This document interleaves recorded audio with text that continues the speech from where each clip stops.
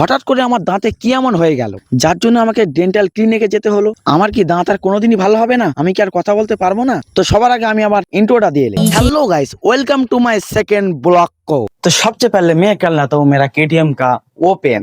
एक नंबर तुझे कमर है जलिशे की। আমার দাঁতের অবস্থা খুবই খারাপ, সেজন্য আমি যাচ্ছি ডেন্টাল ক্লিনিকে। তো সবার আগে আমি চলে এলাম আমাদের পার্শ্ববর্তী বাজার দেউলি বাজার। দেখতে পাচ্ছ দেউলি বাজারটা কত জাম হয়, পা গলানির মতন জায়গা নেই। তো ভিডিওটা একটু স্কিপ করবেন না, কারণ এখনকার মানুষদের বিশেষ করে ছেলেদের গুটটা খেয়ে খেয়ে দাঁতের অবস্থা পুরো খারাপ। তো ভিডিওর কোনায় কোনায় ধামাক্কা sale sale sale bumper sale. তো আমার এখন দাঁতের অবস্থা খুব খারাপ, তো আমি এখন ডেন্টিস্টের কাছে যাচ্ছি। ডেন্টিস্ট বাবারে কি কঠিন ভাষা, বলতে গিয়ে আমার দাঁত ভেঙে যাচ্ছিল। তো দেখতে পাচ্ছ আমাদের ডাক্তারবাবু বসে আছে, আর পাশে আমার চাচাতো ভাই বসে আছে। আমার খুব ভয় লাগছিল বলে আমি সাথে করে ওকে আনছি। চলো আর দেরি না করে আমাদের দাঁত রিপেয়ারিং শুরু করা যাক। তো গাইস ভয়তে আমার বিচি শুকনো হয়ে যাচ্ছে, কি করবো তা তো ডাক্তারবাবু আমাকে জন্ম করে শুইয়ে দিল। একই গলায় ফাঁসি দিচ্ছে কেন? আমার দাঁত সরাসরি শুরু হচ্ছে।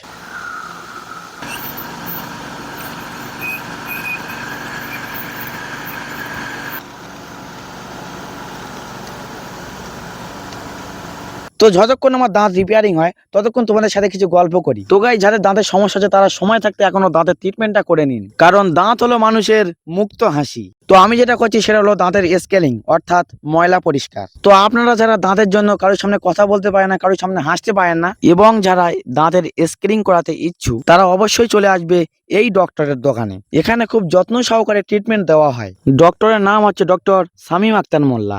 তো ফাইনালি 1 ঘন্টা পরে আমার স্কেলিং ডান। এবার দেখাবো আপনাদের আমার দাঁতের ফাইনাল লুক। জায়গাটা কোথায় আমি আপনাদের বলে দিচ্ছি। আপনারা প্রথম দেউলি বাজারে আসবেন। আপনারা যদি এই দিক দিয়ে আসেন, মানে এই দিক দিয়ে পৌঁছে যদি আপনারা বাউনপুকুরের দিক থেকে আসেন তাহলে এই দিক দিয়ে আসবে।